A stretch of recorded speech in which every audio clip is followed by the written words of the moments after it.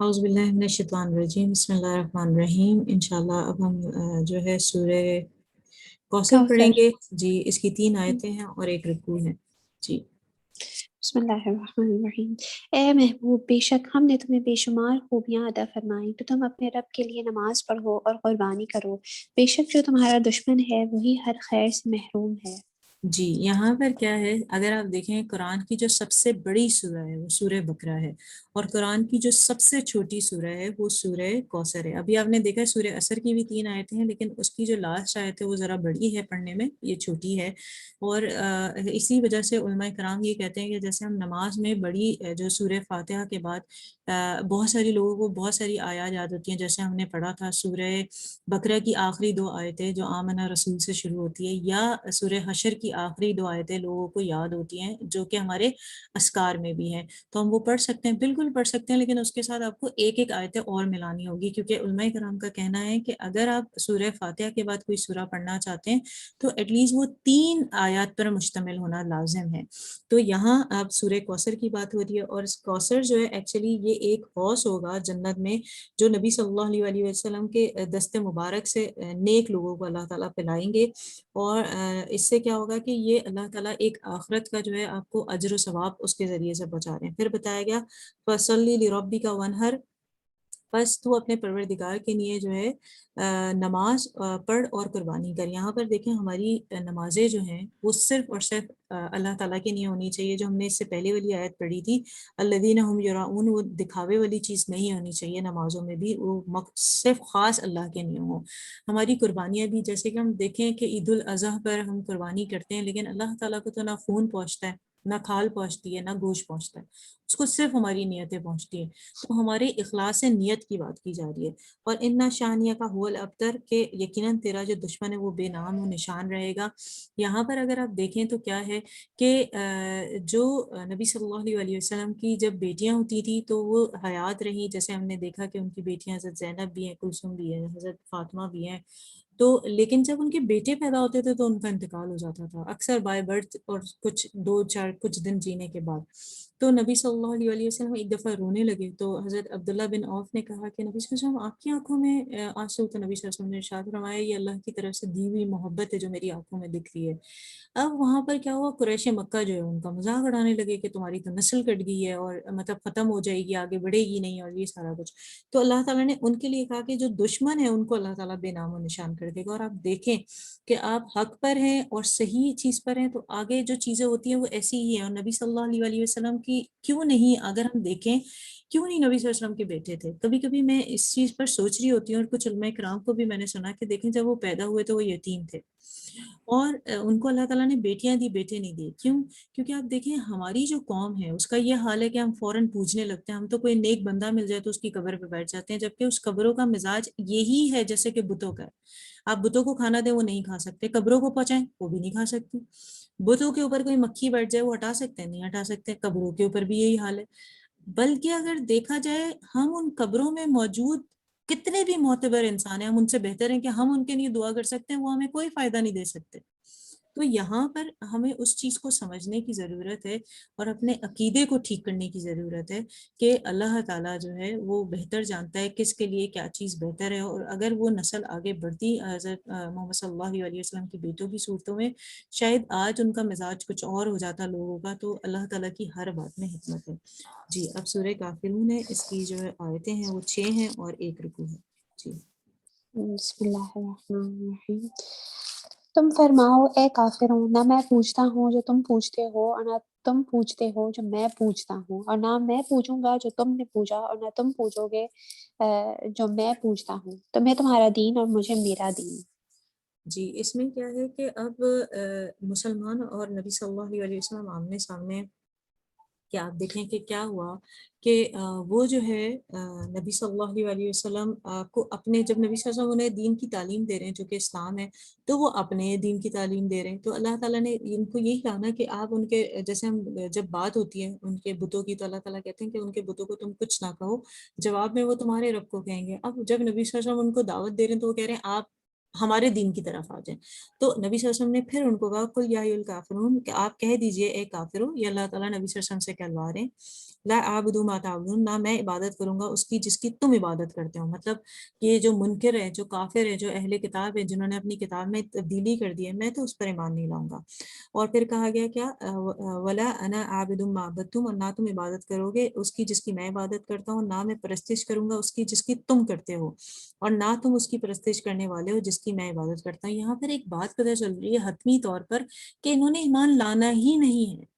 جب ایمان لانا ہی نہیں ہے تو واضح طور پہ قرآن نے کہا کہ تمہارے لیے پھر تمہارا دین ہے اور میرے لیے میرا دین ہے. تو پھر آخر میں کہا گیا لکم دینکم ولی دین، تمہارے لیے تمہارا دین اور میرے لیے میرا دین ہے کہ میں دین اسلام پہ رہوں.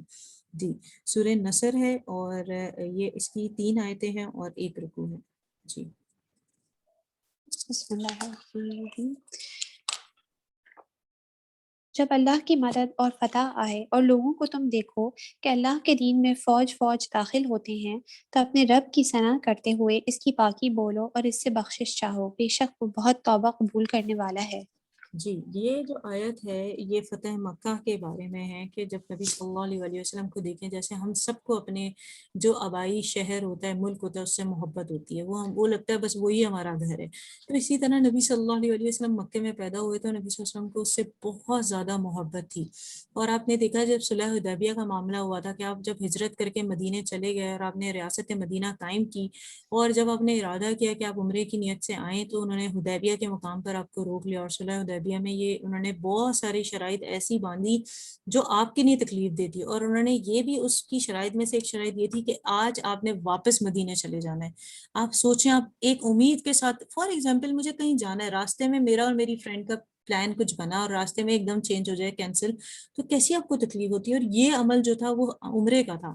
تو اب جب صلح حدیبیہ پہ انہوں نے اور ساتھ میں یہ کہا کہ ابھی آپ جا بھی نہیں سکتے، اور ساتھ میں جو حضرت عثمان کو نبی صلی اللہ علیہ وسلم نے جو بھیجا تھا پیغام بھیجنے کے لیے، یہ بھی افواہ پھیل گئی کہ ان کو قتل کر دیا گیا. تو پہلے تو ایک درخت کے نیچے بیعت رضوان ہوئی تھی، اور پھر صلح حدیبیہ ہوئی. اس میں یہ طے پایا کہ آپ نے ابھی جو ہے آپ خانہ کعبہ نہیں جا سکتے، عمرہ نہیں کر سکتے، اور آپ کے پاس کوئی بھی اگر مکہ سے اب آتا ہے ہجرت کر کے تو آپ نے ہمیں واپس دینا. اور بے شمار دوسرے اس میں انہوں نے پوائنٹس ایڈ کرنا شروع کر دیے. نبی صلی اللہ علیہ وسلم نے وہیں احرام کھولے، وہیں قربانیاں کی اور آپ واپس چلے گئے. اب فتح مکہ کا وقت آیا تو نبی صلی اللہ علیہ وسلم ان کے ساتھ تکبر سے کام لے سکتے تھے، اونچے ہو کے آ سکتے تھے، لیکن نبی صلی اللہ علیہ وسلم نے کہا نہیں، آج سب امن میں ہیں. جو لوگ ابو سفیان کے گھر میں یا خانہ کعبہ میں. تو یہاں پر کہا جا رہا ہے اذا جاء نصر اللہ والفتح، اور جب اللہ کی مدد اور فتح آ گئی. یہ یاد رکھیں کبھی بھی ہماری زندگیوں میں بھی، ویسے تو یہ فتح مکہ کی بات ہے، جب کبھی بھی کامیابی یا مدد آتی ہے تو ایک ہی ذات کی طرف سے آتی ہے، وہ اللہ تعالیٰ ہے. اور پھر کہا وَرَأَيْتَ النَّاسُ يَدْخُلُونَ فِي دِينِ اللَّهِ أَفْوَاجًا. پھر کیا ہوا جب دین ایک مضبوط طریقے سے کھڑا ہو گیا. ایک تو مدینہ کی ریاست بنی تھی، اب خانہ کعبہ میں بھی آ گئے، تو لوگوں نے کیا کیا، جوک در جوک اس میں داخل ہونے لگے، فوج در فوج اس میں داخل ہونے لگے. فَسَبِّحْ بِحَمْدِ رَبِّكَ وَاسْتَغْفِرْ. اب آپ کا کیا کام ہے؟ اگر آپ کو کسی بھی چیز میں، یہ فتح مکہ کی بات ہے، اب اس بات کو ہم اپنے اوپر دیکھتے ہیں کیونکہ قرآن تو ہمارے نہیں ہے، کہ اگر ہمیں کسی بھی چیز میں مدد اور فتح حاصل ہو جائے تو ہمارا کیا عمل ہونا چاہیے کہ ہم اللہ کی تسبیح کریں. جو آگے آ رہا ہے فَسَبِّحْ بِحَمْدِ رَبِّكَ وَاسْتَغْفِرْ، کہ تسبیح کریں، اس کی حمد کریں اور اس سے بخشش طلب کریں. تسبیح کیا ہے؟ سبحان اللہ و بحمدہ سبحان اللہ العظیم، لا الہ الا اللہ محمد رسول اللہ، سبحان اللہ، الحمدللہ، اللہ اکبر، استغفر اللہ. جتنی بھی آپ کر سکتے ہیں، جو بھی تسبیح کر سکتے ہیں وہ بیان کریں. تیسرا کلمہ، چوتھا کلمہ، بہترین تسبیح اللہ تعالیٰ کی تو وہ پڑھیں. انہ کان توابا، بے شک وہ بڑا ہی توبہ قبول کرنے والا ہے. کہ اگر اس سے پہلے ہم میں سے کسی سے بھی کوئی غلطی ہو گئی ہے، کیونکہ ہم انسان ہیں، فرشتے یا مشینیں نہیں ہیں، تو اس کی توبہ کر لیں. یہی سب سے بہترین حل ہے. سورہ لحق، اس کی 5 آیتیں ہیں اور 1 رکوع ہے. جی یہ پڑھ لیتے ہیں. بسم اللہ الرحمن الرحیم. تباہ ہو جائیں ابو لہب کے دونوں ہاتھ، اور وہ تباہ ہو ہی گیا. اسے کچھ کام نہ آیا اس کا مال اور نہ جو کمایا. اب دھستا ہے لپٹ مارتی آگ میں وہ، اور اس کی جورو لکڑیوں کا گٹھا سر پر اٹھاتی، اس کے گلے میں کھجور کی چھال کا رسہ. جی یہاں پر کیا تھا، جس طرح ابو جہل حضور صلی اللہ علیہ وسلم کے چچا تھے، ابو لہب بھی حضور صلی اللہ علیہ وسلم کے چچا تھے. یہاں تو ایک چیز یہ پتہ چل گئی، رشتہ داروں میں خیر اور شر دونوں چیزیں ملتی ہیں. اب کیا ہے کہ انہوں نے ایمان قبول نہیں کرا. ان کی نکاح، ان کے دو بیٹے تھے جن کے نکاح میں نبی صلی اللہ علیہ وسلم کی دو بیٹیاں تھیں، اور انہوں نے کیا کیا کہ اسلام تو قبول کیا نہیں، ان کی بیٹیوں کو بھی طلاق دلوا دی.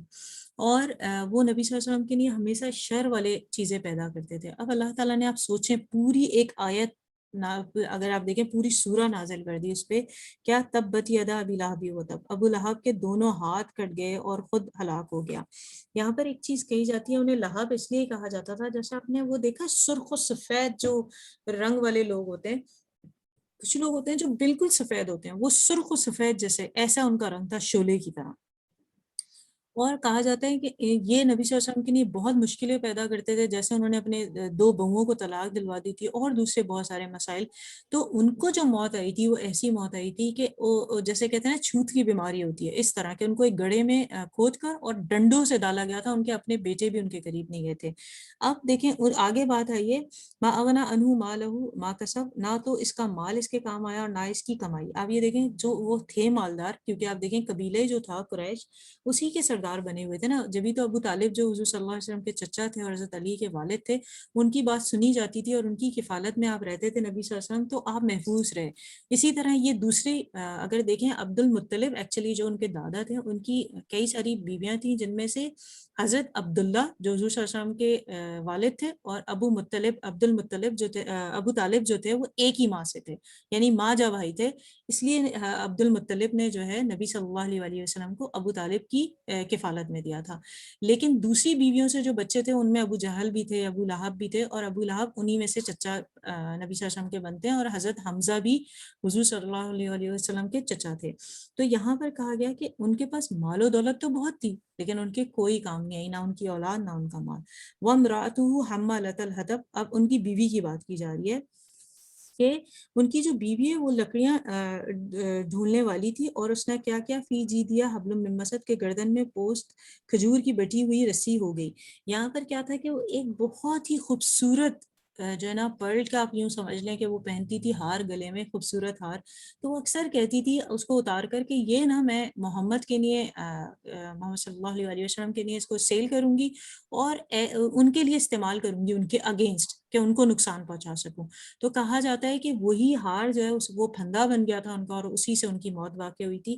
تو یہاں پتہ چل رہا ہے دین کی اشاعت یا دین کا کام، اگر ہم اس کو اپنے طریقے سے لیں، جو بھی کر رہے ہیں، آپ سیکھ رہے ہیں یا ہم سکھا رہے ہیں یا کوئی بھی دنیا میں لے لیں، تو اس میں خیر والی چیز یہی ہے کہ ہم ان کے ساتھی بنیں اس کو پہنچانے کے لیے. آگے آ رہی ہے سورہ اخلاص، اور سورہ اخلاص کی جو ہے 4 آیتیں ہیں اور 1 رکوع ہے. جی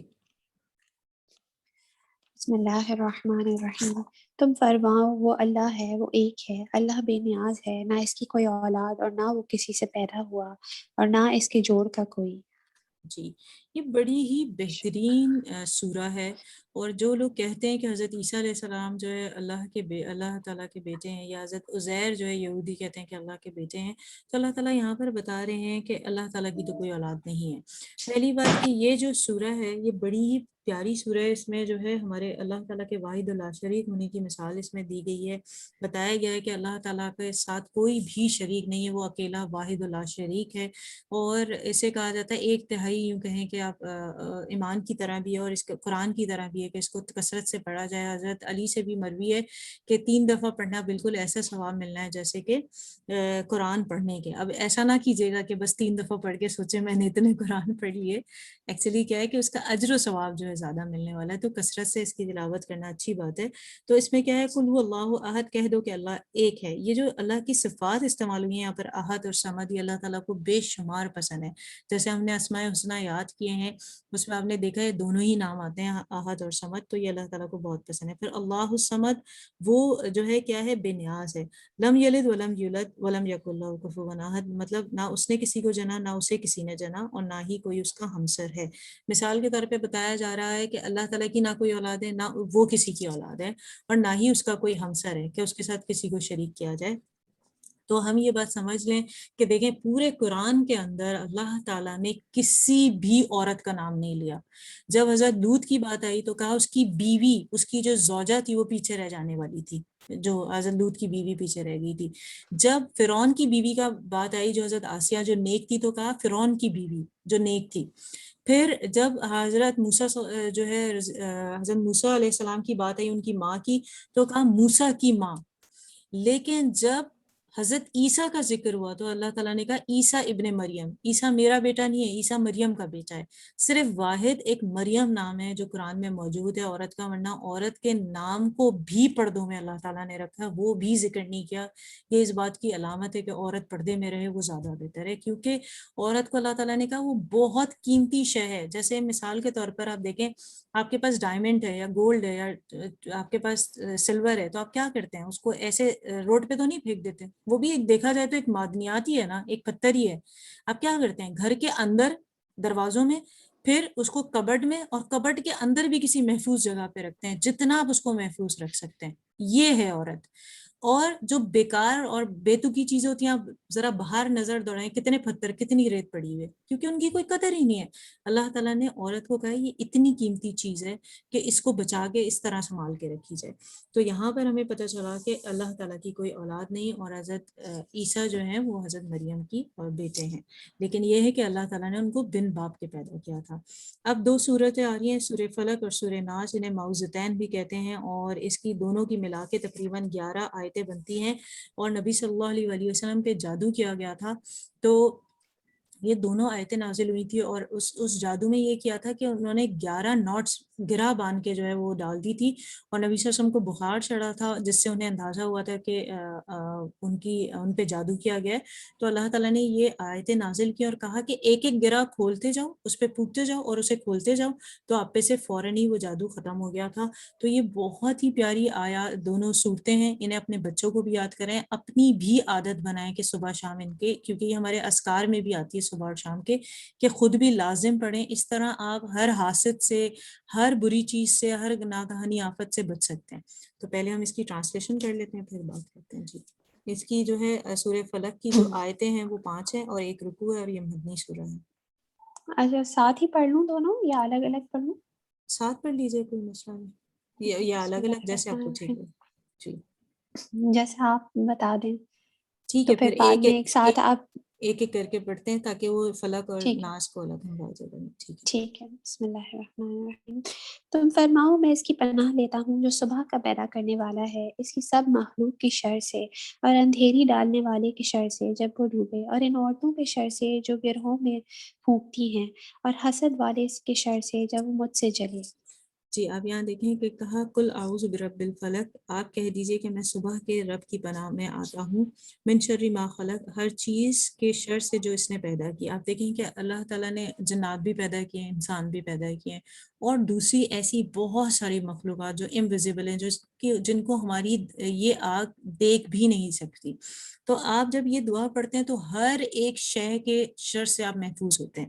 اور پھر من شر غاسق اذا وقب، اور اندھیری رات کی تاریکی کے شر سے جب اس کا اندھیرا پھیل جائے. جیسے کہ ہم جانتے ہیں جیسے ہی مغرب کی اذان ہوتی ہے، حضور صلی اللہ علیہ وسلم نے ارشاد فرمایا اپنے بچے اور جانوروں کو اپنے احاطے میں لے لو، اندر کر لو. کبھی بھی بچے باہر کھیل رہے ہوں، جیسے سم ٹائم ہم بھی پارکس میں بیٹھے ہوتے ہیں، ہمیشہ یاد رکھیں مغرب کی اذان ہو رہی ہے، آپ دونوں یہ چاروں کل اور آیت الکرسی پڑھ کے بچوں کے اوپر پھونکیں، کیونکہ وہاں پر ان چیزوں کو چھوڑ دیا جاتا ہے رات میں جو کہ بری چیزیں ہوتی ہیں. اور پھر کہا گیا اور گرا میں پھونکنے والیوں کے شر سے، کیونکہ یہاں پر کہا گیا یہ جو جادو کا جو معاملہ ہے، جیسے میں ابھی پیچھے بتا رہی تھی آپ کو کہ 70,000 لوگ جو ہے وہ بغیر حساب کتاب کے جنت میں جائیں گے. ان میں وہ لوگ ہوں گے جو جادو ٹونا نہیں کرتے ہوں گے. تو جو کرنے والے ہیں وہ غلط ہیں، لیکن کیونکہ یہ حقیقت ہے تو اس کی وضاحت اس میں آئی کہ ان کے شر سے بھی اللہ تعالیٰ محفوظ رکھتا ہے. اور سب سے پیاری بات جو ہے آپ دیکھیں 5th جو آیت ہے، من شر حاسد اذا حسد، کہ جو حاسد ہوتا ہے نا اس کی نظر بھی آپ کو کھا جاتی ہے. یہ نظر سے بھی بدترین ہوتی ہے حاسد کی جو نظر ہوتی ہے. یوں دیکھیں کہ حضور صلی اللہ علیہ وسلم کی حدیث ہے کہ جب انسان کو جو بد نظری ہوتی ہے وہ اونٹ کو جو ہے دیگچی میں اور انسان کو جو ہے نا وہ قبر تک لے جاتی ہے. تو ہمیشہ اگر آپ چاہتے ہیں کہ حاسد سے بچیں، پھونکنے والیوں سے بچیں، اندھیرے کے شر سے بچیں، اور اللہ تعالیٰ کی ہر وہ شے جس کا شر برا ہے اس سے بچیں، تو اپنی یہ عادت بنا لیں کہ آپ سورہ فلق پڑھا کریں. تو اللہ تعالیٰ مجھے اور آپ کو محفوظ رکھے. آخری قرآن کی سورہ ہے سورہ ناس، اور اس کی جو آیتیں ہیں وہ 6 ہیں اور 1 رکوع ہے. جی بسم اللہ الرحمن الرحیم. تم کہو میں اس کی پناہ میں آیا جو سب لوگوں کا رب، سب لوگوں کا بادشاہ، سب لوگوں کا خدا، اس کے شر سے جو دل میں برے خطرے ڈالے اور دبک رہے ہیں، وہ جو لوگوں کے دلوں میں وسوسے ڈالتے ہیں، جن اور آدمی. اب آپ دیکھیں یہاں صدق پر اللہ العظیم. اگر اصل میں دیکھیں تو یہاں قرآن جو ہے نا اس کی آخر ہو رہی ہے، مطلب اختتام مکمل ہو رہا ہے قرآن جو ہے، اور یہاں پر اللہ تعالیٰ نے ارشاد فرمایا قل اعوذ برب الناس، یعنی آپ کہہ دیجئے کہ میں لوگوں کے پروردگار کی پناہ مانگتا ہوں. لیکن آپ دیکھیں جب ہم نے سورہ فاتحہ پڑھی تھی جو پہلی سورہ تھی، اس میں کیا تھا؟ الحمدللہ رب العالمین، پاک تمام تعریف اللہ کے لیے جو رب ہے تمام جہانوں کا. ابھی اللہ تعالیٰ جہانوں کی بات نہیں کر رہا، اب کس کی بات کر رہا ہے؟ رب ہے انسان کا. یہ بات کبھی آپ نے غور کی؟ ان دونوں کو اگر آپ دیکھیں، پھر کہا مالک الناس، کیا آگے بتایا؟ لوگوں کا مالک. اگر آپ اس طرف دیکھیں تو اللہ تعالیٰ کہتا ہے مالک یوم الدین. سورہ فاتحہ میں اللہ تعالیٰ نے کہا تھا مالک ہے یوم الدین کا، لیکن یہاں وہ کہہ رہے ہیں مالک ہے وہ لوگوں کا. پھر اگلی آیت ہے تیسری آیت الہ الناس، کہ لوگوں کا معبود ہے. یہاں پر کیا کہا تھا ہم نے؟ ایاک نعبد و ایاک نستعین، ہم صرف تیری عبادت کرتے ہیں اور تجھ سے جو ہے مدد چاہتے ہیں. پھر من شر الوسواس الخناس، تو آپ یہ دیکھیں وہاں پر جب ہم نے یہ بات کہی تھی کہ ہمیں ان وسوسوں سے بچائے، تو یہاں پر آیا اہدنا الصراط المستقیم، سیدھا راستہ ہم کو دکھا دے. پھر الذین یوسوسون فی صدور الناس من الجنۃ والناس، تو آگے ہمیں بتایا صراط الذین انعمت علیہم غیر المغضوب علیہم ولا الضالین آمین. تو کتنا ایک دوسرے کے ساتھ وہ ان چیزوں کا ملنا ہے کہ اللہ تعالیٰ نے پہلے تو کہا میں تمام جہانوں کا رب ہوں، اور میں جو ہے مالک ہوں یوم الدین کا. پھر بتایا کہ تمہیں جو ہے نا صرف، پھر دعا ہم نے مانگی کہ ہم تیری عبادت کرتے ہیں، تجھ سے مدد لیتے ہیں، ہمیں سیدھا راستہ دکھا، اور ان لوگوں کا راستہ جو انعام یافتہ ہے، نہ کہ ان لوگوں کا جو کہ جن پر غضب کیا. اور یہاں پر آخری میں ہم کہہ رہے ہیں کہ قل اعوذ برب الناس، آپ کہہ دیجئے میں لوگوں کے پروردگار کی پناہ میں آتا ہوں، مطلب جو لوگ ہیں ان کے پروردگار رب کی پناہ میں آتا ہوں. مالک الناس، لوگوں کے مالک کی، الہ الناس، لوگوں کے معبود کی، اور من شر الوسواس الخناس، وسوسے ڈالنے والوں کے پیچھے ہٹ جانے والوں کی. یہاں پر دیکھیں تمام اللہ کی حمد و ثنا بیان کرنے کے بعد وسوسوں کی بات کی گئی کہ ہم بیٹھے ہوتے ہیں کبھی کبھی ایک دم شیطان ہمارے ذہن میں غلط چیزیں لا دیتا ہے. ہمیشہ یاد رکھیں اللہ تعالیٰ آپ کے گمان کے ساتھ ہے، اور ہمیشہ معاملے میں نا ہمیشہ پازیٹیو تھنکنگ سے کام لیں. کبھی بھی کوئی بھی معاملہ آپ کے سامنے آ رہا ہے تو پہلے آپ اسے نیگیٹو نہ سوچیں، بلکہ اس کے لیے مثبت اپنی سوچ کریں تاکہ آپ چیزوں کو صحیح کر سکیں، کیونکہ وسوسہ جو ڈالتا ہے وہ شیطان کی طرف سے ہوتا ہے.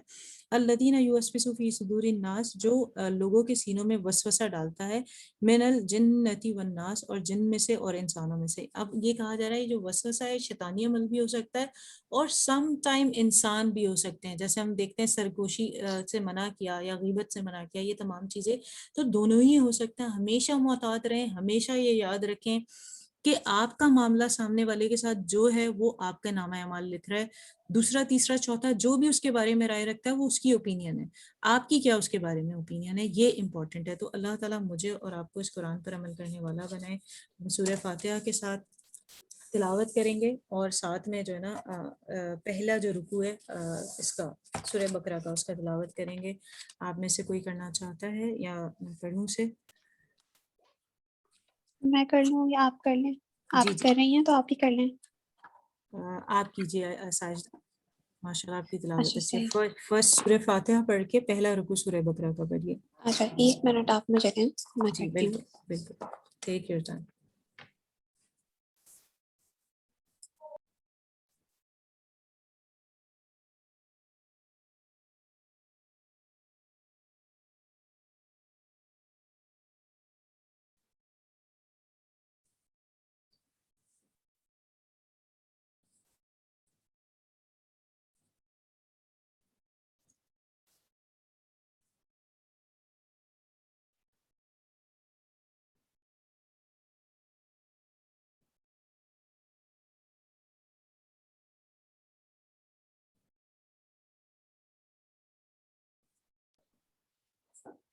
جی اعوذ باللہ من الشیطان الرجیم بسم اللہ الرحمن الرحیم الحمد للہ رب العالمین الرحمن الرحیم مالک یوم الدین ایاک نعبد و ایاک نستعین اهدنا الصراط المستقیم صراط الذین انعمت علیہم غیر المغضوب علیہم ولا الضالین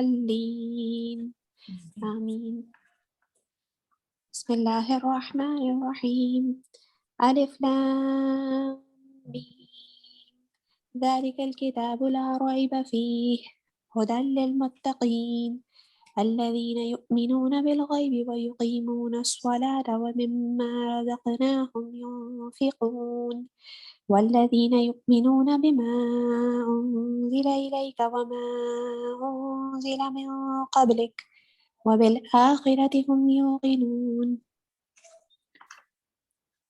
أولئك على هدى من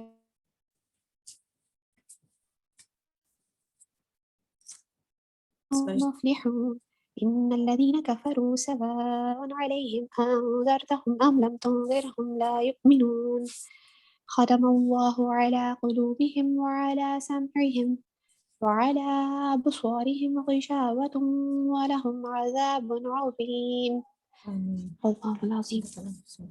الحمدللہ الحمدللہ الحمدللہ الحمدللہ. اللہ کی تائید نصرت سے اللہ تعالیٰ نے ہمارے قرآن کو تکمیل تک پہنچایا، اور کیونکہ قرآن کو کبھی بھی سورہ ناس پہ نہیں روکنا چاہیے، اسے دوبارہ پڑھتے رہنا چاہیے، اس لیے ہم نے سورہ فاتحہ اور سورہ بقرہ کی فرسٹ رکوع پڑھا. اللہ تعالیٰ ہماری طرف سے اس کو قبول کرے، ہمارے کہنے سننے، اور کسی بھی چیز میں کوئی غلطی ہوگی اللہ تعالیٰ اس سے درگزر فرمائے. ہم اس کے اگر دیکھا جائے تو ہم جتنا علم ہمارے پاس ہے چاہے وہ تھوڑا ہی ہے، ہمارے علم کی مثال ایسی ہے جیسے حضور صلی اللہ علیہ وسلم کی حدیث ہے کہ آپ ایک سوئی کو دریا میں سمندر میں بھگوئیں تو اس کے جو ناکے میں اس کے سراغ میں جتنا پانی آتا ہے تو ہر انسان کے پاس صرف اتنا ہی علم ہے، چاہے وہ کتنا بھی بڑا عالم ہو. تو اللہ تعالیٰ نے لیکن ہماری ذمہ داری بنائی ہے کہ ہم خود بھی سیکھیں اور دوسروں کو بھی سکھائیں. اور استاد کی اہمیت کو اللہ تعالیٰ نے بتایا کہ وہ، یہ بات میں آپ کو اس لیے بتا رہی ہوں کہ اب آپ سب 30 پارے پڑھ چکے ہیں ماشاءاللہ ٹرانسلیشن سے، تو آپ پر یہ لازم ہے جو آپ تک پہنچا اسے دوسروں تک پہنچائیں، ذخیرہ علم کا نہ سوچیں. کیونکہ اللہ تعالیٰ نے اللہ کے رسول صلی اللہ علیہ وسلم نے ارشاد فرمایا کہ جتنے بھی چرند پرند اور جتنے بھی سمندر میں مچھلیاں ہیں وہ تمام اس کی بخشش کی دعا کرتے ہیں جو دوسروں کو قرآن سکھاتا ہے. حضور صلی اللہ علیہ وسلم کی حدیث ہے، تم میں سب سے بہتر شخص وہ ہے جو خود قرآن سیکھے اور دوسروں کو سکھائے. تو ہمیشہ اس لسٹ میں اپنے آپ کو رکھیں کہ یا تو سیکھیں یا پھر اسے سکھائیں، تاکہ ہم ان لوگوں میں شامل رہیں جو اللہ تعالیٰ کو سب سے زیادہ پسند ہیں. الحمدللہ آج ہماری اس کا تکمیل ہو گئی ہے. ہماری جو ٹائمنگ ہے وہ یہاں کے تقریباً 12:30 تک ہے، اور آج ہم نے 1 گھنٹے سے اوپر ٹائم لیا ہے. کل ہماری دعا ہے، تو انشاءاللہ تعالیٰ جو لوگ ابھی موجود ہیں، کچھ لوگ آئے ہیں شاید، مجھے لگ رہا ہے کہ میں نے فرسٹ ڈیٹ ڈال دی تھی شاید، تو اس وجہ سے، لیکن یہ کہ کل انشاءاللہ تعالیٰ ہماری دعا ہوگی. اور ساجدہ آپ نے انشاءاللہ تلاوت کرنی ہے. عائشہ کا میسج آیا تھا کہ وہ انشاءاللہ نعت پڑھیں گی. اس کے بعد جو ہم نے قرآن میں جو کچھ پڑھا ہے اس کا ہم کوئز لیں گے انشاءاللہ تعالیٰ. پھر آپ سب اپنے ریویوز ترتیب سے دیں گے، اور اس کے بعد آمنہ آپ چاہ رہی تھی قصیدہ بردہ شریف پڑھنا، رائٹ؟ تو اگر آپ چاہتی ہیں تو انشاءاللہ تعالیٰ وہ پڑھ لیں گے. اور اسماء حسنہ جو آپ سب کو میں نے کہا تھا یاد کریں. وحید آپ ٹائم پہ دیکھو، اگر ہے ضروری تو میں پڑھ لیتی ہوں، ادروائز اکارڈنگلی چلیں. پھر آپ ٹائم کا دیکھ لو گے، ٹائم شارٹ نہ ہو پھر. نہیں انشاءاللہ ٹائم ہمارے پاس ہے. جیسے ہی لاسٹ جو اس سلاٹ میں جو لاسٹ ہیں وہ مہاپارہ ہیں، اور مہاپارہ کے بعد جو ہے آپ قصیدہ بردہ شریف انشاءاللہ تعالیٰ رکھ سکتے ہیں، اور آخر میں دعا. اور اس کے علاوہ یہ کہ اسماء حسنہ کس کس کو پورے یاد ہو گئے ہیں، ذرا تھمز اپ کیجئے پلیز. اسماء حسنہ یاد کیے ہیں ہم نے. عائشہ آپ کے پکے ہو گئے ہیں. مہاپارہ کا تو الحمدللہ یاد ہے، لیکن وہ بھی ہیں. جی ہیں مہاپارہ. جی عائشہ آپ نے یاد کر لیے. افروز ہاں الحمدللہ تھوڑے لاسٹ کے ہی اٹک جاتے ہیں. جی انشاءاللہ میں آج پوری کوشش کروں گی انشاءاللہ، اور جی آپ کو آڈیو انشاءاللہ سینڈ کروں گی. انشاءاللہ. جی واحد میں بھی آپ کو آڈیو سینڈ کر دوں گی آج انشاءاللہ. انشاءاللہ. جی میں بھی فیروز، ناہید جتنے میں بھی کیے ہیں نا انشاءاللہ send اتنے کروں گی. کر لوں گی انشاءاللہ آپ کو آڈیو سینڈ، لیکن پورے نہیں کیے ہیں میں نے ابھی تک، لیکن میں کر رہی ہوں. اچھی بات یہ ہے کہ آپ کر رہی ہیں، اور انشاءاللہ آپ نے اپنے آپ سے پرومس کرنا ہے کہ اسے کمپلیٹ یاد کریں، کیونکہ اسماء الحسنیٰ جو ہے وہ بہت اچھے ہیں ہمارے لیے یاد کرنا. جی کوئی اور کچھ، شاکرہ کچھ کہہ رہی تھی؟ جی میں بھی آڈیو میں سینڈ کر دوں گی انشاءاللہ. انشاءاللہ ٹھیک ہے جی انشاءاللہ. تو یہ اگر آپ سب آڈیو سینڈ کر دیتے ہیں تو ہمارا اس طرح یہ ٹائم بچ جائے گا، کل پھر ہمیں وہ نہیں کرنا پڑے گا. تو جس کو یاد ہے تمام لوگ آڈیو سینڈ کر دیں، اور جس کو ابھی یاد نہیں ہوئے، دیکھیں کلاس انشاءاللہ تعالیٰ کل کمپلیٹ ہو جائے گی، آج کمپلیٹ ہوگی اور کل دعا ہو جائے گی. آپ سب کے پاس تو اللہ نے صحت تندرستی زندگی دی ہے، تو اس کو جاری رکھیں. دوسرا جو میں نے آپ سب کو کہا ہے، اور بار بار ڈیلی بیسس پہ میں نے آپ کو کہا ہے کہ صبح اور شام کے اذکار کو عادی بنائیں. اگر آپ چاہتے ہیں کہ آپ صحت اور عافیت کے ساتھ رہیں، ہر ناگہانی آفت سے، ہر بری حاسد کی نظر سے، ہر چیز سے محفوظ رہیں، تو صبح اور شام کے اذکار نبی صلی اللہ علیہ وسلم کے اسوے سے ہمیں ملتے ہیں، وہ ضرور پڑھیں. ان میں تمام سورہ چاروں کو، آیت الکرسی اور دعائیں شامل ہیں، مسنون بھی اور قرآنی بھی. وہ لازم کریں. تہجد اپنے اوپر لازم کریں سنتوں کے ساتھ. جیسے میں نے آپ سب کو بار بار کہا کہ اپنی جو نماز ہے اس کو آپ اس کی عربی متن کو چیک کریں، اسے ٹرانسلیشن میں یاد کریں. اپنی زکوٰۃ کے لیے اپنے جو گھروں میں اگر آپ کے سونا ہے یا جو بھی معاملات ہیں ان کو کیلکولیٹ کریں، پراپر طریقے سے اس کی زکوٰۃ ادا کریں. اور جو لوگ حج پہ گئے ہیں اچھی بات ہے، جو نہیں گئے ایٹ لیسٹ وہ نیت لازم کریں، کیونکہ جو صاحب استطاعت ہے اس سے اس بارے میں سوال کیا جائے گا. پھر انشاءاللہ تعالیٰ بھی، کیونکہ کووڈ کی وجہ سے حالات کچھ چینج ہے، لیکن آپ سب یہ جو فرائض میں شامل ہیں، الحمدللہ ہم توحید ایمان رکھتے ہیں اللہ تعالیٰ پر، اور پھر ہم نماز، روزہ، زکوٰۃ ساری چیزیں کرتے ہیں، تو اس کو اس طرح کیا جائے جیسے کہ اس کے کرنے کا حق ہے. تو اللہ تعالیٰ مجھ سے اور آپ سے ان تمام کاوشوں کو، ان تمام اس چیزوں کو جو ہے قبول کرے. اور آپ سب کے لیے بہت مطلب یہ اللہ تعالیٰ کے احسانوں میں سے ایک بہت بڑا احسان ہے اس رمضان میں کہ ہم سب نے مل کر جو ہے قرآن کی تکمیل کی. اللہ تعالیٰ ہم سب کی طرف سے اس کو قبول کرے. ابھی ہم آخر کی دعا پڑھ لیتے ہیں اور کلاس کو پھر اینڈ کرتے ہیں، پھر انشاءاللہ کل ملیں گے. اللہم آنس واشتی فی قبری، اللہم رحمنی بالقرآن العظیم وجعلہ لی اماما ونورا وہدی ورحمہ، اللہم ذکرنی منہ ما نسیت وعلمنی منہ ما جہلت وارزقنی تلاوتہ آناء اللیل وآناء النہار وجعلہ لی حجۃ یا رب العالمین. سب کو میری طرف سے السلام علیکم ورحمۃ اللہ وبرکاتہ. انشاءاللہ تعالیٰ کل ہم دورہ قرآن میں ملتے ہیں 10 سے 12 انشاءاللہ. وعلیکم السلام ورحمۃ اللہ وبرکاتہ. جزاک اللہ خیر. جزاک اللہ. الحمدللہ.